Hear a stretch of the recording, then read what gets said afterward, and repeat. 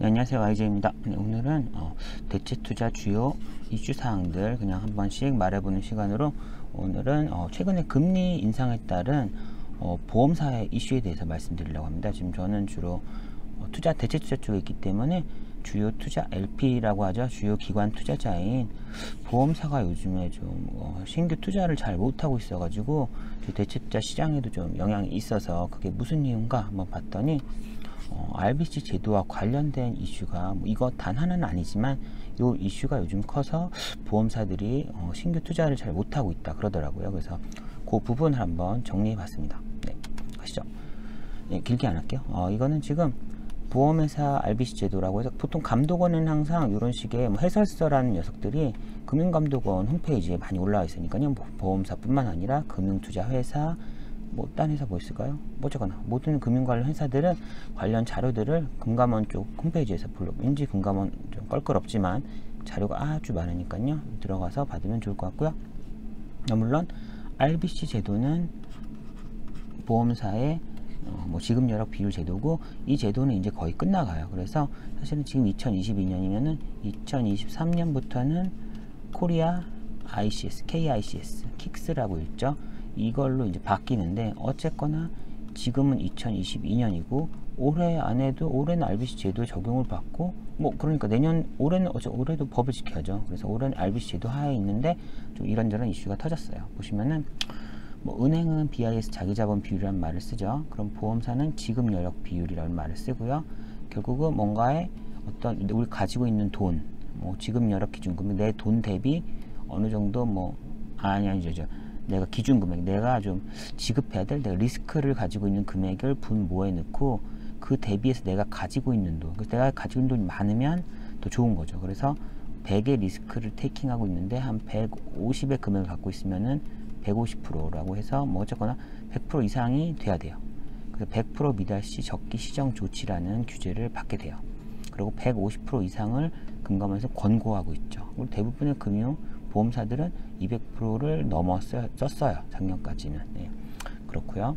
그런 녀석이 RBC 제도예요. 그래서 보시면은 사실 내년에 바뀌어서 엄청 빡시게 볼 건 아니지만 구지급 여력 비율 제도는 필요 없고 지금 RBC도 사실은 이제 없어지고 KICS로 가긴 하지만요. RBC 비율이란 거는 2번 요구 자본 분의 가용 자본 결국은 요구 자본 required capital이라고 할까요? 어쨌거나 뭔가 필요한 돈 리스크를 테이킹해 그러니까 결국 리스크 양과 관련된 거죠. 결국 총 리스크라고 쓰네요. 요구 자본은 보험 리스크, 금리 리스크, 시장, 신용, 운영 리스크처럼 리스크를 통해 산정된 금액, 리스크 관련 금액이죠. 리스크 금액을 분모에 넣고 아까 말한 이게 예를 들어 100억이 아니라 조단이겠죠. 어쨌거나 100억 리스크 금액이고 그럼 그 위에는 가용자본, 기본자본, 보완자본, 차감 항목이 있는데 어쨌거나 결론적으로는 일치하진 않지만 BS상의 내 자기자본이랑 비슷하겠죠. BS에 보시면은 BS 밸런스 시트를 보면은 자산, 부채, 자본이 있죠. 물론 이건 정확히 일치하지 않지만 개념 컨셉으로는 이 자본 쪽인 거죠. 자본은 자산 빼기 부채죠. 자산 빼기 부채인 자본이랑 유사한 어느 정도 비례되는 금액이 분모에 들어가서 이게 100%보다 커야 되니까 한 150억이라고 쳐요. 그러면 150%가 나와요. 근데 이게 줄어드는 지금 이슈가 발생을 한 거예요. 그래서 보시면은 빈칸을 했고요. 보시면 지금 보험사 같은 경우는 회사마다 다르지만 예를 들어서 또 100억으로 100억일 수는 없는데 100억은 정말 작은 돈인데 보험사 기준으로는 보험사 100억이 있고 자산 중에 예를 들어 보통 보험료를 받으면 90억 부채 책임준비금이랑 결국은 미래에 지급해야 할 금이죠. 아직은 지급 안 했겠죠. 열심히 여러분들은 보험료가 쌓여서 미래에 지급해야 할 보험금이 되고 보험료들이 현금으로 쌓였다가 그 현금을 자산 운용을 하죠. 투자를 하니까 뭐 완전 다르지만 그냥 대충 옛날 클래식하게 봤을 때는 채권이 한 60%, 60억, 그리고 뭐 대체 투자 포함한 나머지 주식 채권, 주식 대체 투자 뭐 나머지에 40억이라고 쳐요. 했으면은 지금 결국은 100억의 자산에 90억의 부채니까 10억의 자기 자본 되겠죠? 그쵸? 아니 이거를 85억 할까요? 그러면 15억. 그러면 이게 만약에 아까 RBC 제도의 그 자본, RBC 제도의 위쪽 가용 자본이라고 하면, 가용 자본 좀 다른데요. 이게 가용 자본이면 RBC에서 15억, 그리고 뭐 리스크 양이 10억이라고 쳐요. 그러면 현재 RBC는 150%예요. 근데 이 채권이라는 녀석이 그런 게 있어요. 원래 금리가 상승하면은 채권 가치는 하락해요. 왜 그러냐 하면은 약간 이런 개념인데요.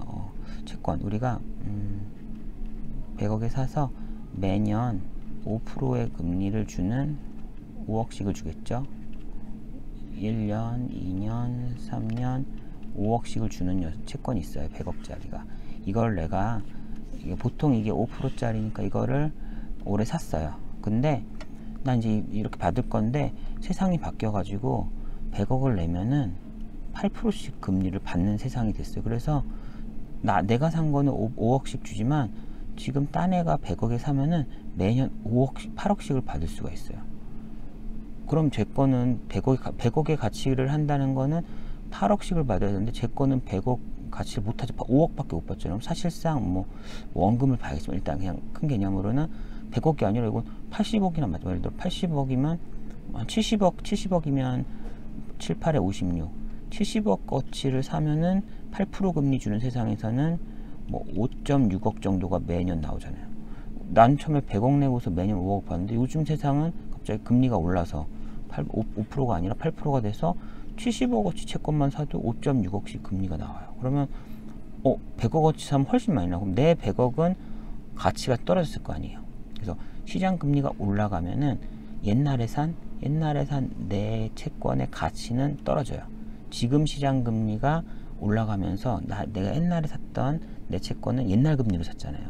옛날 금리로 난 한 10년간 고정된 거예요. 근데 세상이 바뀌어서 훨씬 더 높은 금리를 주는 금리 시장으로 시장 금리가 올라갔어요. 그럼 상대적인 제 가치는 떨어지죠. 결론은 제 채권의 가치는 떨어져요. 근데 원래는 이거를 만기 보유라는 회계적 방법으로 채권을 가지고 있을 거예요. 그래서 사실은 금리가 오르던 내리던 어차피 이 가치는 그냥 원가법처럼 산 100억 그대로 가요.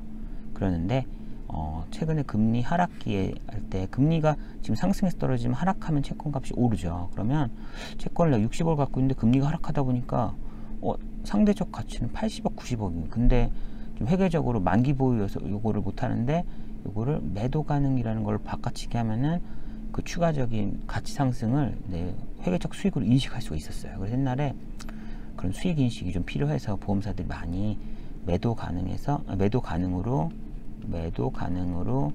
회계적 분류를 바꿨어요. 채권을 만기 보유에서 이렇게 바꾸다 보니까 평가 이익을 먹었죠. 근데 문제는 지금이 와서 다시 금리 상승기가 오니까 매도 가능으로 한 거에서 평가 손실이 떠요. 근데 만기 보유였으면 안 떴겠지만, 근데 만기 보유를 돌릴 수가 없는 게 한번 분류하면 3년간 재분류할 수 없는 걸로 알고 있어요. 3년간. 그래서 3년 된 건 바뀌었어요. 지금 전반적으로 못 바꾸니까 지금 이제 충격을 온 거예요. 결국 채권 60억이 아니라 이게 50억, 40억이 되고 있는 거죠. 그렇다면은 총 자산이 100억이 아니라 90억, 80억 줄 거고, 줄어들면은 자기 자본이 지금 100억이었는데 95억으로 5%만 줄어도 자기 자본은 10억이 되는 거죠. 그쵸? 엄청 많이. 이거 지금 총 자산은 5% 하락했지만 레버리지 효과 때문에 자기 자본은 15억에서 10억이 되면은 얼마인가요? 50% 아닌데 30%는 아니겠죠. 맞아. 엄청나게 큰 15분의 5 곱하기 100 3분의 1 33.3%의 자기 자본 하락이 있었어요. 자산은 5%밖에 하락 안 됐지만. 그렇다는 얘기는 결국은 RBC 기준으로는 10억인 거죠. 그러면 100%네요. 그럼 감독원 권고사항이 150% 밑으로 떨어졌고 좀만 더 떨어지면은 100%라는 적기 시정 조치를 해야 되는 수준 밑으로 떨어질 수도 있어요. 그래서 지금 많은 보험사들이 갑작스런 지금 금리가 2021년에도 1년 동안에 금리가 꾸준히 올랐어요. 그래서 보험사들이 그 채권에 대한 마이너스를 많이 먹어서 RBC가 많이 떨어졌죠. 근데 2022년 들어서 1년이 아니라 1쿼터에만 해도 작년 1년 금리 상승치 이상의 금리 상승이 발생했어요. 그래서 지금 1분기 말 기준 RBC가 미친 듯이 하락을 한 9% 나오고 있고, 그럼 2분기도 문제인 거죠. 계속 추가 하락이 있을 거예요. 왜냐하면 계속 기준금리 상승에 대해서 뭐 미국 같은 경우도 향후 2.5까지 올린다고 했나요? 제가 뭐 그런 전망치를 제시했잖아요. 가고 있는 중이니까 계속 상승될 걸로 보이죠. 그럼 더 오르면 또 더 떨어질 거고, 그러면 지금이 시작이 아닌 거지. RBC가 한 작년 2021년 말 기준으로 한 200% 근처에 뭐 평균적으로 200% 초반이라고 들었어요. 그럼 지금 1분기 때 뭐 한 150 근처까지 간 애들이 허다할 거고, 뭐 2분기 가면 진짜 100까지도 갈 수가 있는 거죠. 아직 3q, 4q까지도 남아있는데 2022년이. 그렇게 되면은 이제 적기 시정 조치, 법적 규제를 받는 수준 밑으로 내려갈 수가 있는 거예요. 그래서 보험사들이 지금 눈앞에 이걸 처리해야 돼서 정신이 없어서 뭐 실제 현금을 있을 수 있죠. 왜냐하면 이거는 채권의 평가손 때문에 돈이 떨어지는 거지 평가적으로 줄어드는 거지 현금이 진짜 줄어드는 거 아니잖아요. 그래서 현금은 실제 있을 수 있어도 일단 당장 중요한 규제 자본 비율을 못 맞출 이슈가 있어서 뭐 자기 자본을 올려야 될 수도 있고 다양한 방식으로 처리해야 되다 보니까 리스크 자산에 투자하는 거는 이 밑에 숫자를 올리는 방식이에요. 지금 위에 숫자가 떨어져서 전체 숫자를 올려야 되는데 분모를 줄이면 줄였지 올리면 안 되죠. 그래서 신규 리스크 자산의 투자가 어려워요. 이 비율을 맞추기 위해서. 그래서 지금 보험사들이 2022년에는 투자가 거의 어렵다. 특히 리스크한 대체 투자 자산에는 어려울 거고요.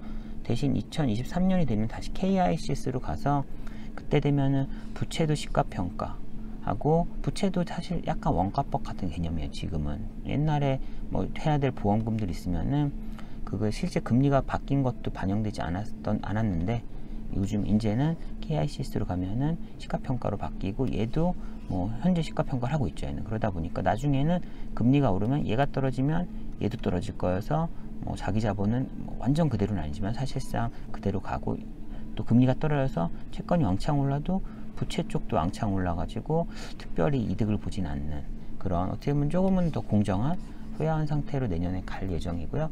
현재까지는 아직은 안 바뀌었기 때문에 얘는 좀 안 움직이고 왼쪽만 움직이는 상태다 보니까 왼쪽 게 커질 때는 뭐 되게 좋았지만 또 떨어질 때 되니까 울고 있는 거죠. 그런 상태가 오고 있는 것 같아요. 네, 여기서 끝이고요. 또 뭐 어쨌거나 다음에도 대체 투자 관련 이슈들이 있으면 한번 정리해 보도록 하겠습니다. 네, 수고하셨습니다. 안녕히 가세요.